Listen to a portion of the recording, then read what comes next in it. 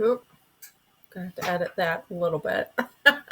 Behind the scenes, I'm in my craft room here, everybody. But hello, Manteno. Specifically, if you are interested in Windfield Estates, Eagles Landing, Surrey, or Westfield Estates neighborhood, I have a market update for you.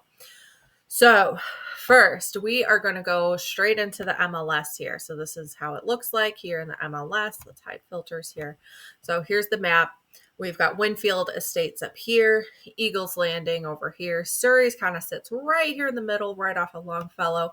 And then Westfield Estates is off here right along I-57.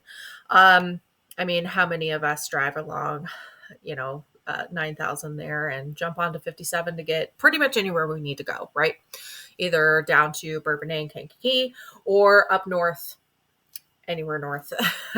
So, but if you didn't know, I am Sarah Ruzick. I am a realtor in the Kankakee County area. But yes, I have a Berkshire Hathaway Home Services Chicago office because I love my connections with all the city agents. So there's your key. Anyone who is in Chicago looking to come out to the suburbs, hopefully not to bring some of their crazy tactics here, but maybe they want more space, more land, more anything, better value. It's part of the reason why I moved a couple years ago from Joliet down to Bonfield. We absolutely love it down here. I love Manteno so much as well. So this is why I have chosen a couple of these amazing neighborhoods to do regular market updates for. So I am planning to do this once a month. Hold me accountable, you guys, and make sure to come out and check out the YouTube channel every month for updates. So here we go. This is what we've got going on. This is everything that is active, under contract, or has recently closed in the last month. As you can see, we only have one over here in, would that be Surrey? No, Eagles Landing, that has closed. Just right over here. That's barely Eagles Landing, but it is. It's right there. Otherwise, let's go through one by one and kind of go through it. So active right now, Spring Street right here in Manteno. It's on the market for $489,900, 3 beds, 2 baths. Beautiful looking ranch home for sure. We've got another brand new listing on Somerset, $450, 3 beds, 2 baths as well. Coming over here, that's all in Windfield Estates. Eagles Landing, we have $420,000. AI means attorney review / inspection. So they have a contract on it. We can go through, if you're interested, let me know. We can go through when the contract was at least marked in the MLS. We can go through that. But 420, most likely the contract price is around this price point. 3 beds, 2 baths. We have a 379 active, 3 beds, 2 baths. Then we have a 435 attorney review and inspections, 4 beds, 2.5 baths. And over here, we've got 350,000. This looks like this is an attached, so one of the townhomes that's over there. 2 beds, 2.5 baths on the market active right now for 350,000.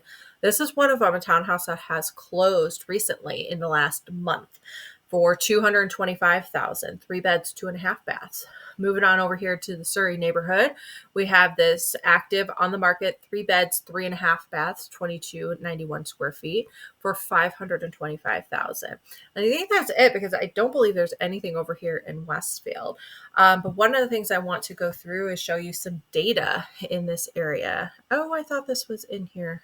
Oh, wow, I look not great. But here we go. Crunching the numbers. Crunching. First, let me go into an explanation. I did this in my previous neighborhood over in Bourbonnais. The difference between average and median. Average sales price is, of course, adding everything up. So you've got 10 listings. You add up all those listings divided by 10. That's your average number. A median is if you go through and plug all of those sales points kind of on a chart, kind of like this. Whatever dollar amount is straight in the middle, that is the median sales price. So that's the difference between average and median. Median tends to be a little bit more level. Average can kind of go up and down somewhat significantly, especially if you do end up having a larger listing that closes. That can screw up the average, so to speak. So that's what we're talking about when we're talking about average versus median. So personally, I love seeing the median sales price because I feel like that is a much more balanced sort of price, and median some of these other things that we're going to go into. So median sales price, this goes back, I can go back even 10 years. If that's something that any of you are interested in, please let me know. But yeah, 10 years ago, kind of bottom of the market, we're starting in this area at around 143,000. So if we fast forward, especially the last 4 or 5 years that we've seen the largest amount of growth, especially as those that are working from home a lot more, right? Or don't have to go into the office quite as often, maybe a hybrid scenario. They are opting to come further away from the city because they can get so much more for their money. So 400,000 in Cook County, certain areas of Cook County, especially DuPage County, which is another area that I work a lot in as well, really can't get a whole lot. So compared to what you can get here. So that is the reason, and the taxes is just a whole nother story. So that's a big reason why a lot of people do tend to kind of come to this area, specifically Piatone, Manteno, Kankakee, Bradley, Bourbonnais, because it's all along the I-57 trunk. So I've done a lot of business over in Moni as well. So that's another just fantastic kind of up and coming and booming area. Getting off my soapbox here. So we see the median sales price kind of jump. So if I bring this back to, let's just go back to the last 1 year, 12 months, as of the most recent data. So this will go from January of last year to December of last year, because it's the latest data. On the 15th of every month is when this program InfoSparks updates. So we can see the jump just a little bit here in just the last 12 months here. So January of 2023, we see it go, the median sales price go from 314, a little bit down to 275. And again, we do have a pretty wide variety of neighborhoods here, and included in that is different price points. We have townhouses versus single family homes. Notoriously, single family homes do tend to sell for more.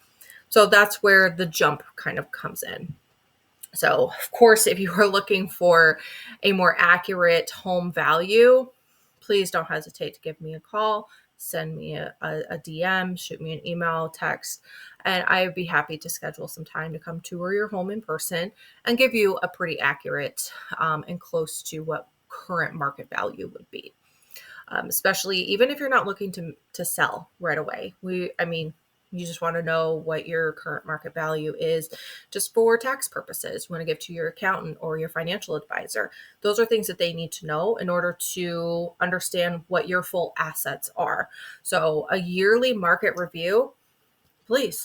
I am an open book. I am happy to help you and give you those documents if that's something that you are looking for your financial advisor, or if you're looking to tap into your equity to pay for maybe a big vacation, college, if you've got some kids going to college, or you wanting to do maybe a kitchen renovation. We can tap into your home equity so that way you can help finance some of those things instead of taking out a loan that could not be kind of guaranteed. So tons of different options. I have amazing lenders that can work with you with a home equity line of credit, home equity loan, or you just need the money to pay off some debt as well. So those are some things that you can do with your home's equity, as well as why it's good to have a market, current market analysis on your home on a semi-regular basis.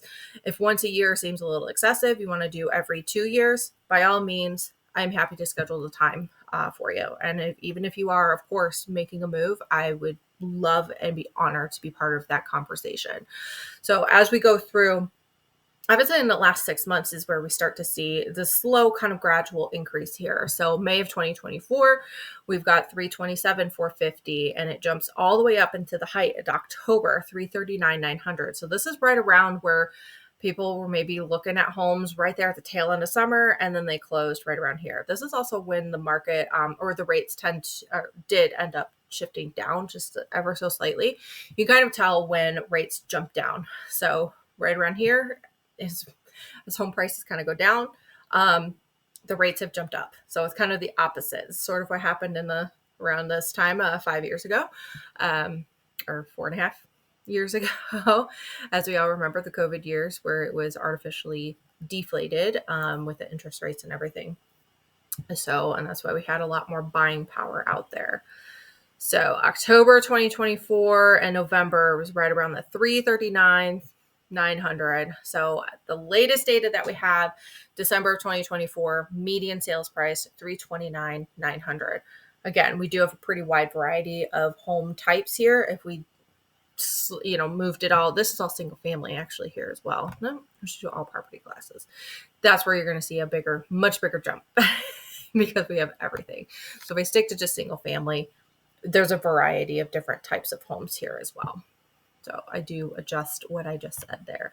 So new listings, as we see, 20, all the way 21, 26, and 37. So we're seeing an increase in new listings, which is actually a good thing since we do have, people who want to buy and want to buy here.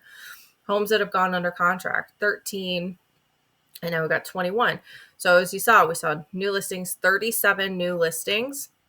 And as of last month, 21 of those have gone on a contract. So that's why we don't see as many right now, is because we haven't had as many. Closed sales. So we had 12 in January of 2023.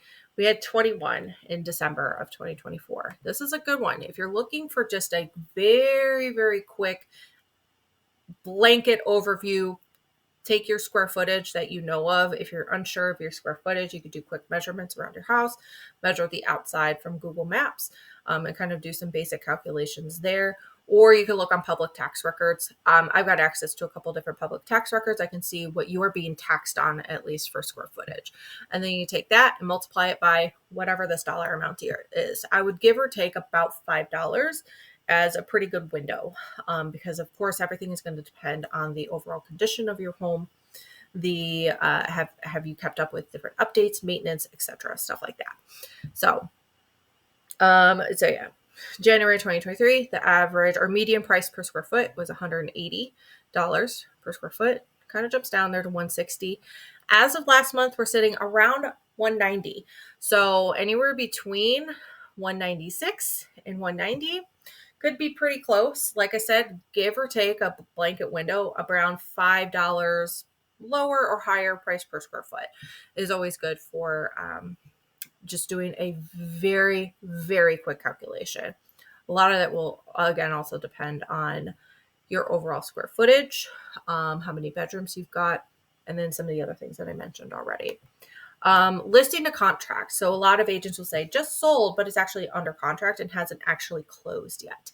So it's gone live on the market today, and maybe in 2 days, 3 days, or 30 days. This is an average. So if we switch this over to median, 7 days is the median number of days to get a listed to having an active contract. So everything you and buyer and seller have agreed on a sales price, everything has been signed and has been distributed between both parties.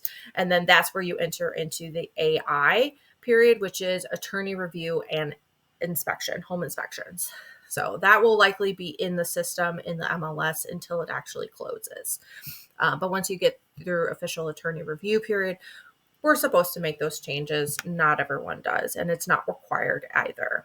So we're looking at average as of December, 7 days from listed to having a contract. So that kind of tells me, as I'm working with sellers, if it ends up kind of ticking past that 7-day mark, 7 or 8, let's see what the average is, especially if we go past 30 days, we truly, truly do need to take a look at some of the factors that we can actually control. We can't control who's going to come see the home. The only way we are able to kind of control that is price. So I always do everything I can as far as marketing is concerned, but price is always going to be the main factor, because if you price too high, it's going to disclude a lot of potential buyers. So we want to make sure that we get it out to as many buyers as possible. And then if you are looking to sell, we can kind of come up with that pricing strategy that works well for you. So But that's what we see. So this is average. Some of the 55 is probably some of those higher priced homes. And then median, we see again 22. This was right around January of last year. Everyone was very, very uncertain as to what was going on with rates. And then you see that those days, number of days kind of decrease. They kind of jump up here a little bit. This is when school starts. This is very typical. New listings, you're going live in September. Everyone has already started school. And then you start seeing it kind of jump down just a little bit. So the fact that we jumped down all the way to December, 7 days contract, median contract, listed to contract is actually amazing.